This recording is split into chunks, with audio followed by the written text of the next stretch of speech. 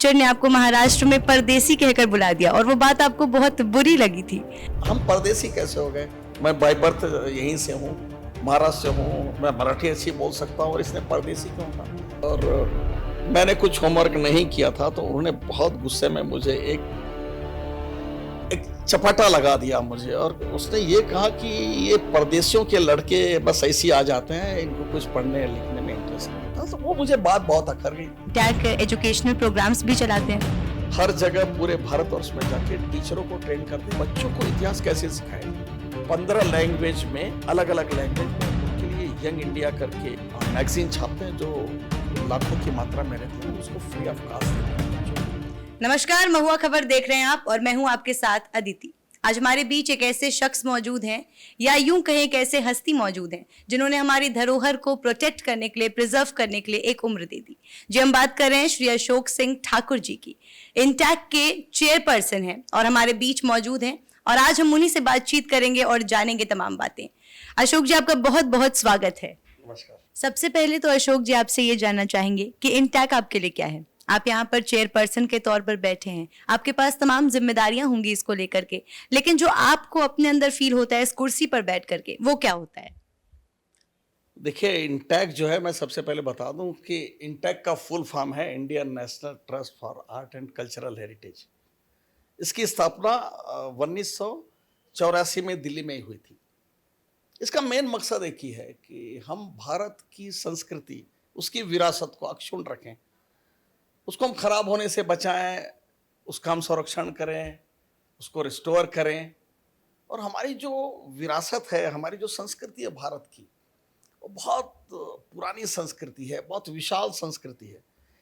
तो मैं तो इंटैक में आया हूँ, और शायद मैं बाय बर्थ इसी के लिए ही पैदा हुआ हूँ, ऐसा मुझे लगता है, क्योंकि मुझे बचपन से ही विरासत से बहुत लगाव था।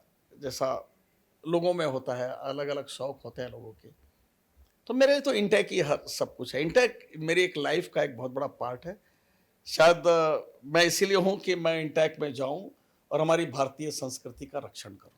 जिस तरह से आपने बताया कि आपको बचपन से ही शौक था चीजों को संजो कर रखने का, कुछ ऐसी चीजें हैं आपके पास अभी भी बचपन की? बचपन की मेरी बहुत सारी मेमोरी हैं, क्योंकि देखिए, हर एक बच्चे को शौक होता है अपने लाइफ में। कोई स्टैम्प कलेक्ट करता है, कोई कॉइन कलेक्ट करता है। तो मैं बचपन से पुराने सिक्कों का एक अच्छा संग्राहक था, और आज भी मैं बहुत अच्छे से गर्व से बोलता हूँ कि मैं हिंदुस्तान के बहुत अच्छे कॉइन कलेक्टर में से मैं एक हूँ। तो ये तो मेरा बचपन से ही शौक था कि सिक्कों के, मैं फिर से बताइए, सिक्के के रिटर्न एविडेंस होते हैं, और रिटर्न एविडेंस जो सबसे ज़्यादा मिलते हैं हमें, वो सिर्फ कॉइन के ही माध्यम से मिलते हैं, क्योंकि शिलालेख मिलते हैं, बहुत कम पाए जाते हैं। ताम्रपट्ट मिलते हैं, बहुत कम पाए जाते हैं। लेकिन प्रचुर मात्रा में सिक्के मिलने के कारण हमें जो मिसिंग कड़ियाँ हैं ना इतिहास की, उनको जोड़ने में बहुत मदद होती है। तो मैं अगर इंटैक में भी आया हूँ, तो मैं सबसे पहले आपको बताऊं कि मैं सबसे पहले एक कॉइन कलेक्टर था। कॉइन कलेक्ट करते करते मैंने हिस्ट्री पढ़ी, और इतिहास पढ़ने के बावजूद फिर मैं इस इंटैक में आया। बिल्कुल। तो आपको लगता है कि विकास और विरासत साथ में चल सकते हैं? देखिए, अगर हम विरासत को बचाएंगे तो ही हमारा विकास होगा, ऐसा मेरा खुद का मानना है। विकास और विरासत दोनों साथ में अगर चलेंगे तो ही हमारी संस्कृति बचेगी। आप देख लीजिए कि जिन देशों ने अपनी विरासत को खंडर किया, आज वो पूरे दुनिया में कटोरा लेके भीख मांग रहे हैं। मुझे बताने की जरूरत नहीं कि देखिए, अफगानिस्तान में बामियान की एक बुद्ध की बहुत बड़ी मूर्ति को उन्होंने तहस नहस कर दिया, और आज अफगानिस्तान कौन से लेवल पे काम कर रहा है, ये मुझे बताने की जरूरत नहीं। तो जिस कंट्री का इतिहास होता है, जिसकी संस्कृति वहाँ जीवित रहती है, विकास वहीं हो सकता है, और कहीं विकास नहीं हो सकता। अशोक जी, क्या आपके लाइफ में कोई एक ऐसा व्यक्ति रहा है जो आपको इस फील्ड में लाने के लिए बहुत मोटिवेट किया हो, या कोई ऐसा व्यक्ति जो आपको हमारी धरोहर के लिए या हमारे जो आर्किटेक्ट्स हैं उसके लिए बहुत संवेदनशील बनाया हो? इसमें मेरी पत्नी और मेरी बेटियों का बहुत बड़ा हाथ है। कुछ घटनाएं मेरे लाइफ में ऐसी हुई कि मैं कुछ कारण से मैं घर में ही रहता था, कहीं बाहर नहीं जाता था। तो मेरी बेटियां और मेरी मिसेस ने कहा कि नहीं, आप घर से निकलिए, जाइए, देखिए। तो उन्होंने सबसे पहले मुझे छत्रपति शिवाजी का एक सिक्का ला के दिया, बस उस सिक्के ने मेरे लाइफ को इतना टर्न किया कि उस दिन के बाद से मैं सीरियस में सिक्का जमा करने का एक अच्छा संग्राहक बन गया। देखिए, मैंने आपको पहले ही बताया कि मैं बचपन में कॉइन कलेक्शन करता था, सिक्का संग्राहक था, लेकिन आप लोगों को भी होना चाहिए कि एक कॉलेज लाइफ में आने के बाद में आदमी की मैरिज होती है, फिर बच्चे होते हैं, तो फिर वो आदमी का बहुत सारी जो शौक होते हैं ना, वो अपने फैमिली में चले जाते हैं, जैसा सबके साथ होता है, मेरे साथ में भी हुआ। और मेरा झुकाव उस दिन से इतिहास के प्रति जो खत्म हो गया था, वो बहुत ज़्यादा शुरू हो गया। मैं बहुत सीरियस होने लगा कि मैं दिन भर घर में बैठे बैठे टाइम पास करता था, फिर मैं सिक्कों की दुनिया में लगा, फिर मैं इतिहास पढ़ने लगा, फिर मैंने थोड़ी सी फारसी पढ़ी, थोड़ी सी ब्राह्मी पढ़ी। मैंने कुछ आर्कियोलॉजिकल साइट की डिस्कवरी की है और उसका एक्सकवेशन भी किया है। जैसे चंद्रपुर के पास एक चंदन खेड़ा नाम का गांव था, उसको डिस्कवर किया मैंने कि वो सातवाहन पीरियड का हैबिटेशन था।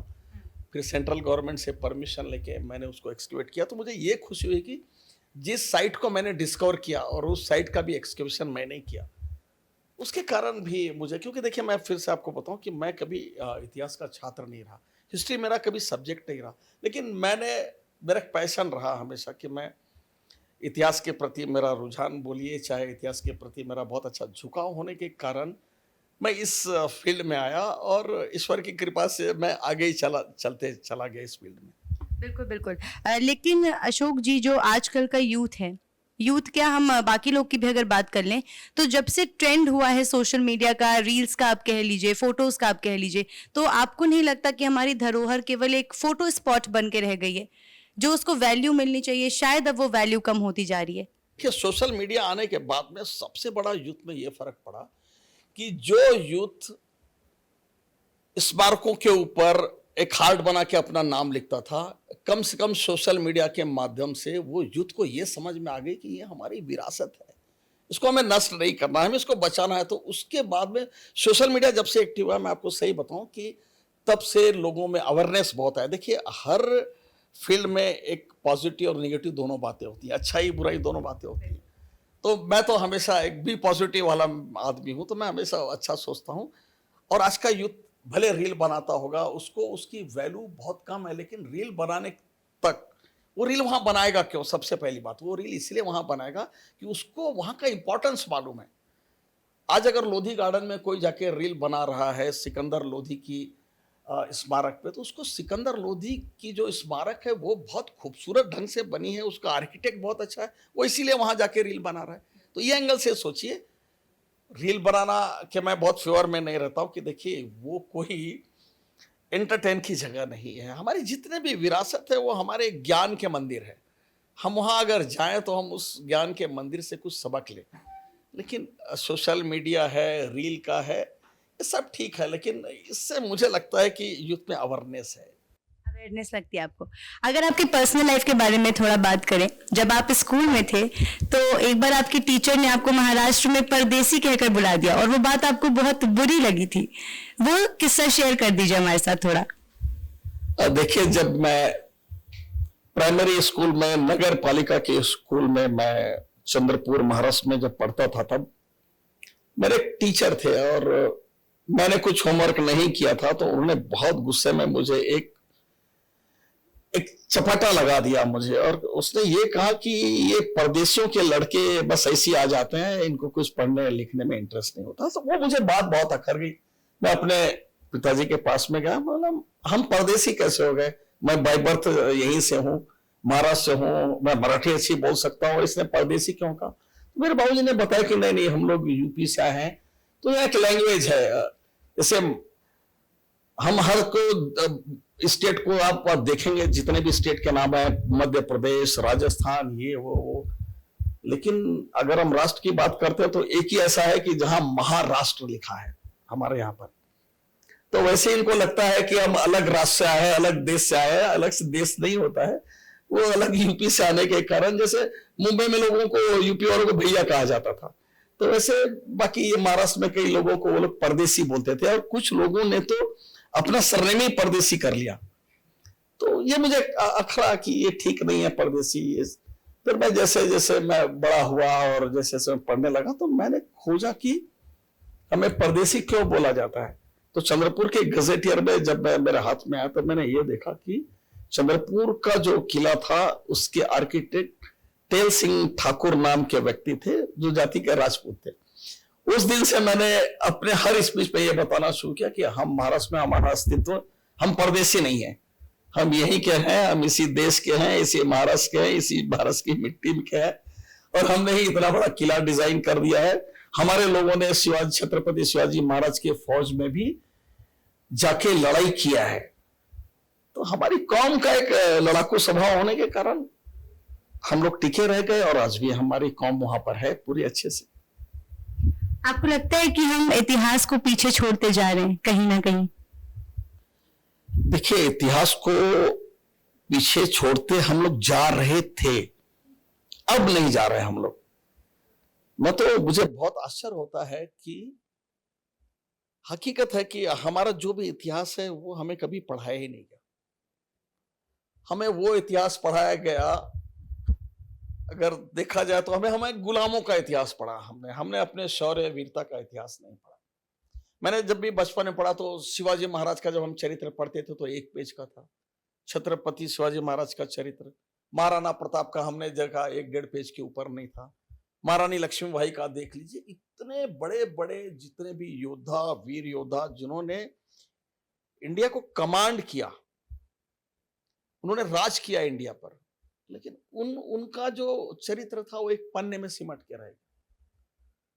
हमारा ओरिजिनल इतिहास हमें पढ़ाया नहीं गया, लेकिन अब ऐसा लगता है कि हमारा ओरिजिनल इतिहास, अच्छा इतिहास लोगों के सामने बहुत जल्दी आ रहा है। कुछ लोग उस पर काम कर रहे हैं, और सही बता रहा हूं कि इतिहास ये कोई कविता और कहानी नहीं है कि हमारे जहन में आए, हमारे दिमाग में आए और हमने लिख दिया। इतिहास को लिखने के लिए एक साक्ष्य की जरूरत होती है, एक प्रमाण की जरूरत रहती है, रेफरेंस चाहिए उसको लिखने के लिए, तभी हम इतिहास लिख सकते हैं। तो इतिहास, आने वाला जो इतिहास है हमारे भारतवर्ष का, हिंदुस्तान का, वो सही माने में आपके समक्ष बहुत जल्दी आएगा। जिस तरह से अभी आपने बताया कि इतिहास को समझना बहुत ज़रूरी है, तो इसके लिए जहाँ तक मैं जानती हूँ इंटैक एजुकेशनल प्रोग्राम्स भी चलाते हैं, तो वो प्रोग्राम्स क्या हैं, वो किस तरह से जागरूक करते हैं? हमारे इंटैक में ना 11 डिवीजन है, और 11 डिवीजन मेरे हिसाब से सब यूनिक डिवीजन है। मैं उसके पहले आपसे एक बहुत महत्वपूर्ण बात करूंगा कि हमारा एक क्राफ्ट डिवीजन है। क्राफ्ट डिवीजन का ये काम है कि हमारे भारतीय संस्कृति के जितने भी खिलौने थे, आप याद कीजिए, शायद आपने लट्टू खेला होगा या गिल्ली डंडा खेला होगा। आज का यूथ, आज के बच्चे शायद गिल्ली डंडा या लट्टू को जानते नहीं होंगे। इंटैक उनको डॉक्यूमेंटेशन करके उनको सहेज के रखता है अपने रिकॉर्ड के लिए। आने वाली पीढ़ी को ये पता चलना चाहिए। दूसरा, मैं आपको बताऊं कि बहुत सारी चीजें लुप्त होते जा रही हैं। हमारे क्राफ्ट डिवीजन की एक बहुत महत्वपूर्ण मैं चीजें आपसे शेयर करना जरूर चाहूंगा कि महाराष्ट्र में पुराना औरंगाबाद, आज उसका नाम संभाजी नगर है, वहां पर एक कागजीपुरा नाम का गांव था। कागजीपुरा गांव की खासियत ये थी कि 700 साल पहले उस गांव के लोग हाथ से कागज बनाते थे, बिना फॉरेस्ट को कट किए, वेस्ट से बनाया करते थे। और उन कागजों पे कुरान भी लिखी गई है, उन कागजों पे गीता भी लिखी गई है, उन कागजों पे अभंग भी लिखा गया है, ज्ञानेश्वरी भी लिखी गई है। लेकिन धीरे धीरे उस गांव का कागज आधुनिक काल में लोगों ने बनाना बंद कर दिया क्योंकि कॉस्टली होने लगा था। इंटैक ने 700 वर्ष पुरानी परंपरा को फिर से रिवाइव किया। हमने कागजीपुरा गांव को लेके, कागजीपुरा के गांव के जो पुराने लोग थे उनको लेके 700 साल पुरानी टेक्निक वाला पेपर मिल को हमने स्टार्ट किया। तो ये देखिए, हमारा जो क्राफ्ट डिवीजन है ना, अभी लेटेस्ट पुनेरी साड़ी जो हाथ से बुनी जाती थी, अब मशीनों ने उसकी जगह ले ली। हाथ से बुनी वाली साड़ियों का मूल्य बहुत ज्यादा होता था, धीरे धीरे लोगों ने उसको पहनना बंद कर दिया, सब खत्म कर दिया, मशीनें आ गई। लेकिन पुनेरी साड़ी का ये था कि महाराष्ट्र में कोई भी शुभ काम में वहां पैठनी और पुनेरी साड़ियां, हमने उन जुलाहों के परिवार को खोजा, उनकी डायरेक्टरी बनाया और उन जुलाहों के बच्चों को ट्रेन करके आज पुनेरी साड़ी को हमने फिर से रिवाइव किया। इंटैक इंडेंजर्ड क्राफ्ट को भी हम लोग रिवाइव करते हैं। हम लोग क्राफ्टमैन को वो खोजते हैं कि जो क्राफ्टमैन ने ताजमहल को बनाया होगा, चाहे लाल किलो को बनाया, अगर उसके भी पूर्वज अभी हैं यहाँ पे या कोई है, हम लोग उनके पास जाते हैं, उनको खोजते हैं।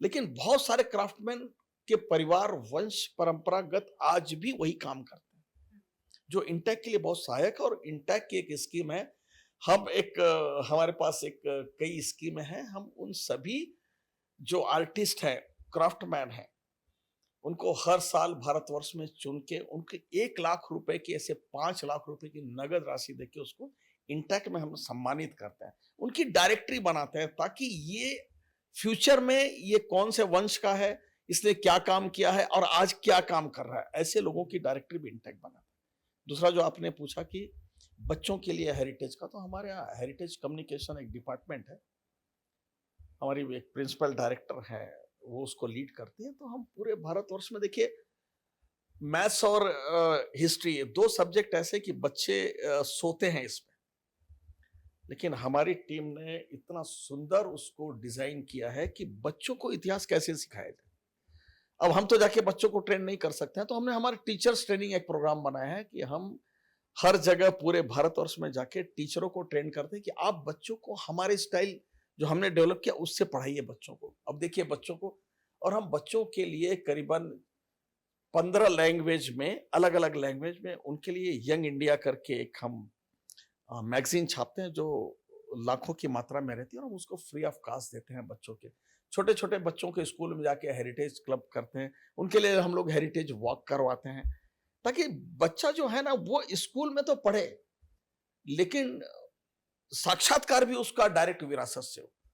वो जाके ताजमहल को छू के देखे, वो जाके मंदिरों को छू के देखे, वो जाके गार्डन में घूमे फिरे, और गार्डन में जो भी हमारे स्मारक है उसको नजदीक से देखे। ना कि देखिए, आप आज का टाइम जो है वो बहुत सारा ऑनलाइन का है, सबके हाथ में आज एंड्रॉइड फोन है, हम सब देखते हैं, लेकिन किसी चीज को छू के देखना और उसको अनुभव करना वो एक अलग चीज होती है, जो हम इसके माध्यम से बच्चों में हेरिटेज वॉक बहुत ज्यादा पॉपुलर है। और ऐसे बहुत सारे छोटे छोटे वर्कशॉप, कैपेसिटी बिल्डिंग के प्रोग्राम हम खासकर बच्चों के लिए निःशुल्क लेते हैं हम लोग। तो हमारी ये बहुत बड़ी उपलब्धि है कि हम नई जनरेशन को इतिहास के प्रति उसका रुझान कैसा हो, और वो बच्चा इतिहास को समझे और अपनी विरासत को समझे। अगर हम अपनी विरासत को बचा नहीं पाएंगे तो आने वाली पीढ़ी हमें कभी माफ नहीं करेगी। तो क्या आपको लगता है कि ये विरासत और हमारी धरोहर को प्रिजर्व करना, प्रोटेक्ट करना केवल अब एक जिम्मेदारी नहीं बल्कि अब एक मिशन बन चुका है? 100%, 110% मैं आपको बताऊं कि मैंने आपको पहले ही बताया कि जिस देश की विरासत और उसका कल्चर जीवित है, वही देश विकास की तरफ जा सकता है। आज कुछ भी हो जाए, आज देखिए हमारे एक्सकेवेशन में ऐसी ऐसी चीजें निकल रही है कि हम कौन सा एडवांस टेक्नोलॉजी में थे 10,000 साल पहले, 3,000 साल पहले, जो आज हमें पता चल रहा है एक्सकेवेशन में। इसके पहले लोग बताया जाता था कि रथ जो थे हमारे यहाँ नहीं बनते थे। अब सोचिए कि मेरठ के पास, हमारे उत्तर प्रदेश के आसपास और हरियाणा के पास राखी गढ़ी का जो उत्खनन हुआ है, वो उत्खनन में ऐसी ऐसी चीजें मिली है कि जो प्रमाणित करती है कि हमारा देश आज से 10,000 साल, 5,000 साल, 3,000 साल पहले कितना विकसित था, क्या टेक्नोलॉजी थी उनके पास में। तब तो क्रेन नहीं थे। बृहदेश्वर मंदिर की बात आप देख लीजिए कि बृहदेश्वर मंदिर को 1,000 साल के ऊपर हो गया है। 1,000 साल के ऊपर होने के कारण जो उसके ऊपर का कलश उन्होंने चढ़ाया वो 80 टन का है, मोनोलिथिक, एक पत्थर का बना हुआ है। तो सोचिए कि एक 40 टन का पत्थर आप किसी मंदिर के शिखर पे कौन सा टेक्नोलॉजी से आपने चढ़ाया है। आज हमारे पास क्रेन है, आज हमारे पास में बड़ी बड़े औजार हैं, इक्विपमेंट्स हैं, हम आज चढ़ा सकते हैं, लेकिन आज से 1,000 साल पहले आपने, तो हमारा जो टेक्निकल बैकग्राउंड है 1,000 साल पुराना, मुझे लगता है कि आज से ज्यादा विकसित था वो, लेकिन वो लुप्त हो गया, हमें पता नहीं चला। लेकिन अब जितने भी एक्सकेवेशन हो रहे हैं, नई नई फाइंडिंग्स पता चल रही हैं, बहुत सारे खुदाई में नए नए सिक्के प्राप्त होते हैं। उन सिक्कों में ब्राह्मी लिपि में लेख होता है, राजा का नाम होता है, लेकिन उनका नाम आज तक इतिहास में दर्ज नहीं। हमारी बताया कि हमारे यहाँ बहुत सारी मिसिंग कड़ियां हैं कि जब तक वो कॉइन नहीं मिला हमें पता नहीं चला कि ये सोने का कॉइन तो है, लेकिन किस राजा का है उसका नाम तो इतिहास में है नहीं। तो अब धीरे धीरे टेक्नोलॉजी बहुत आ गई है हमारे पास में, एक्सकेवेशन में भी अच्छी अच्छी टेक्नोलॉजी आ गई है। बहुत सारी कार्बन डेटिंग से हम पता कर लेते हैं कि ये कितने साल की पुरानी ये हड्डियां हैं, फोरेंसिक लैब से भी पता चल जाता है। तो ये हमारे लिए आगे आने वाला, देखिए हम अगर विकास की जो बात कर रहे हैं, यही है हमारा विकास, कि विकास और विरासत अलग ही नहीं हो सकते। हमारी धरोहर को प्रोटेक्ट करना, प्रिजर्व करना सिर्फ कुछ इंस्टीट्यूशंस का ही काम नहीं है, तो हम सभी का काम है, हम सभी की जिम्मेदारी है। तो आपको क्या लगता है हम सब इसमें कैसे योगदान दे सकते हैं? देखिए, विरासत को बचाने की जवाबदारी सिर्फ हमारे सरकार की नहीं होती है। विरासत को बचाने की जवाबदारी हमारी खुद की होनी चाहिए। देखिए, हम लोग अपने घर को क्लीन करते हैं, लेकिन हमारे जो घर के सामने जो ड्रेनेज होता है हम उसको क्लीन नहीं करते हैं। हम ये सोचते हैं कि हम टैक्स भरते हैं, नगर पालिका को वो आके साफ करेगी। ये तो एक बातें हो गई हैं, लेकिन फिर भी आपको मैं बताता हूं कि हमारी विरासत चाहे हमारे गली में हो, हमारे मोहल्ले में हो, हमारे शहर में हो, तो हमारा भी उतना दायित्व है कि हम उस विरासत की रक्षा करें, उसका संरक्षण करें। जो लोग उसको कुछ डिस्टर्ब करना चाहता है उनको हम लोग बताएं कि नहीं, हमारी विरासत का महत्व क्या है। और विरासत संभालना ये आम पब्लिक का काम है। ठीक है, हम सरकार हैं, सरकार उसमें हेल्प करती है, सरकार फंडिंग भी करती है, लेकिन हमारा भी एक बहुत बड़ा उत्तरदायित्व ये है कि हमको अपनी विरासत संभालना है। तो हम किसी की तरफ आशाओं भरी नजर से ना देखें कि वो लोग आएंगे उसको संभालेंगे।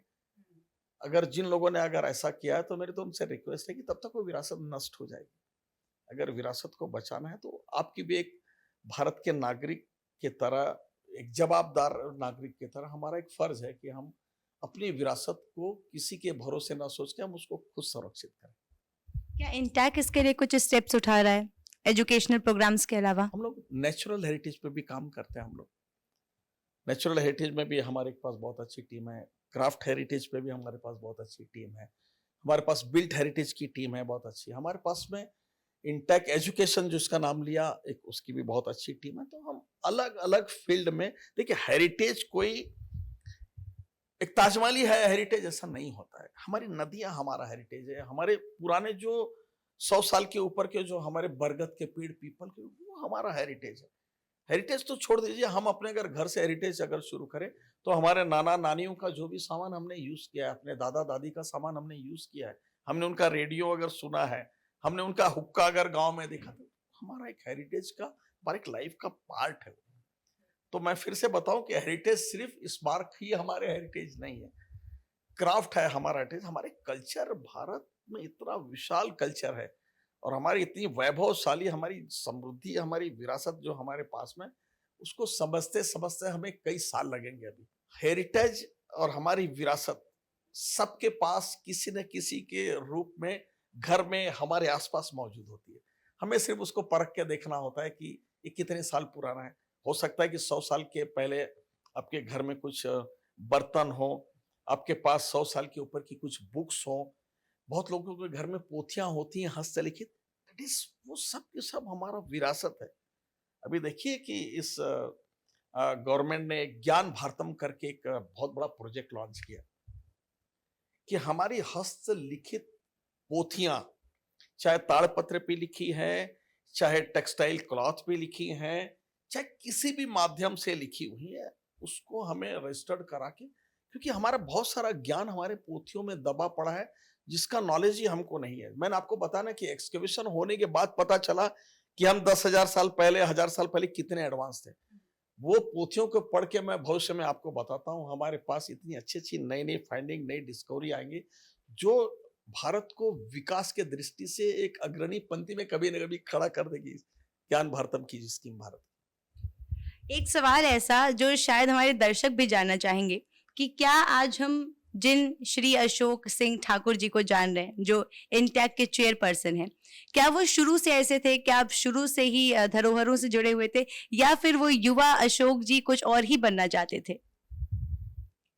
बहुत क्रिटिकल क्वेश्चन पूछ दिया आपने। देखिए, एक बात फिर से बताओ कि बचपन में मैंने आपको बताया कि हर व्यक्ति में बचपन में एक अच्छी हॉबी होती है और हॉबी होना बहुत जरूरी है। मैं आज भी कहीं भी जाता हूं अपने स्पीच में तो मैं एक शब्द जरूर बोलता हूं, वो आज से शेयर करना मुझे आवश्यक लग रहा है। हमें किसी ने हॉबी दी नहीं, हमने अपनी हॉबी अपने आप डेवलप की। हो सकता है मेरे माता पिता को उस हॉबी के बारे में नॉलेज नहीं हो, उन्होंने कभी प्रमोट नहीं किया हो, लेकिन आज मैं सभी पेरेंट्स से ये बहुत हाथ जोड़ के रिक्वेस्ट करता हूँ कि आप अपने बच्चों को हर चीज मुहैया कराते हो, उनको लेटेस्ट मोटरसाइकिल खरीद देते हो, एंड्रॉइड खरीद के देते हो, सब खरीद के देते हो, लेकिन आप अपने बच्चों को एक अच्छी हॉबी दीजिए। चाहे वो हॉबी किसी भी टाइप की हो, चाहे फिलेटेली हो, चाहे क्वाइन की हो, कोई भी हॉबी हो, चाहे उसको म्यूजिक की हो, एनी एनी वन, कोई भी एक हॉबी से उसको इंट्रोड्यूस करा के दीजिए। देखिए, अगर बच्चे को अगर अच्छी हॉबी लगेगी ना, तो वो कभी गलत लाइनों में नहीं जाएगा, वो अपनी हॉबी को एंजॉय करेगा। जैसे मैं ये एज में आने के बाद आज भी अपनी हॉबी को एंजॉय, मैं भले आज इंटेक का चेयरमैन हूँ, जब तक मैं अपने क्वाइन को हाथ से छू न लूं, देख न लूं, पढ़ न लूं, मुझे आनंद नहीं आता है। तो हॉबी एक ऐसी है कि हॉबी एक लाइफ को एक अच्छी पॉजिटिविटी में लेके जाती है। आपकी हॉबी आपको जिंदा रखती है, आपकी हॉबी आपको हेल्दी रखती है, आपके माइंड को हमेशा फ्रेश कर देती है आपकी हॉबी। आप बहुत लोगों को गाने सुनने की आदत होती है, जब वो बहुत परेशान होते हैं तो वो एक म्यूजिक लगा देते हैं, चाहे वो इंस्ट्रूमेंट हो, चाहे वोकल हो। उसके बाद में वो अच्छे से उनको शांति मिलती। क्यों मिलती? क्योंकि वो हॉबी से उनको सुकून मिलता है। तो एक हॉबी हर बच्चों को होनी चाहिए। हर माता पिता ने अपने बच्चों को पूरे शौक कंप्लीट कराए, लेकिन उनको एक अच्छी हॉबी भी देने की कोशिश करें। अगर वो हॉबी रहेगी, तो मैंने फिर से बताया, वो बच्चा अच्छी लाइन में रहेगा, वो बच्चा सिगरेट नहीं पिएगा। उसको हॉबी के जो भी पैसे अगर मिलेंगे, वो अभी अपने हॉबी में उसको इन्वेस्ट करेगा, वो स्टैम्प खरीदेगा, कॉइन खरीदेगा और कुछ खरीदेगा जिससे वो प्यार करता है। तो हॉबी ही एक आदमी को आगे के लेके जा सकती है। और मेरा बचपना तो मैंने आपको बता दिया कि मैं बहुत महाराष्ट्र के बैकवर्ड इलाके चंद्रपुर से आता हूँ। वो पूरा आदिवासी बाहुल इलाका था, फॉरेस्ट का वातावरण था, हम लोग उसी में पले पढ़े लिखे, और वहां पे भी इतनी सारी विरासत थी, और उस विरासत को देखते देखते हम बड़े हुए। और मुझे 95 में टीएन सेशन ने एक प्रोजेक्ट दिया था वोटर आई कार्ड का, तो मुझे 15 लाख लोगों का वोटर आई कार्ड बना के गवर्नमेंट को सबमिट करना था। तो मैंने अपने चंद्रपुर डिस्ट्रिक्ट को वोटर आई कार्ड के नजर से पूरे डिस्ट्रिक्ट का भ्रमण किया 2 साल तक, और मैंने देखा कि हमारी विरासत किस टाइप की जंगलों में, खंडरों में पड़ी है, लोग उसको मिसयूज कर रहे हैं। तो जब मेरा काम खत्म हुआ, तो उसके बाद से मैंने अपने एंटायर लाइफ को चंद्रपुर की विरासत बचाने में लगा दिया, और धीरे धीरे धीरे धीरे आज मैं दिल्ली पहुंच गया। आज मुझे नेशनल लेवल पे काम करने का सौभाग्य मिला है, और मैं वो काम कर रहा हूँ। तो हमारे साथ श्री अशोक सिंह ठाकुर जी मौजूद थे, इंटेक के चेयरपर्सन, जिन्होंने हम तक तमाम बातें पहुंचाई हैं और हमारे दर्शकों तक तमाम ज्ञानवर्धन बातें भी पहुंचाई हैं। उम्मीद करते हैं कि इस इंटरैक्टिव सेशन का युवाओं पर भी काफी असर पड़ा होगा।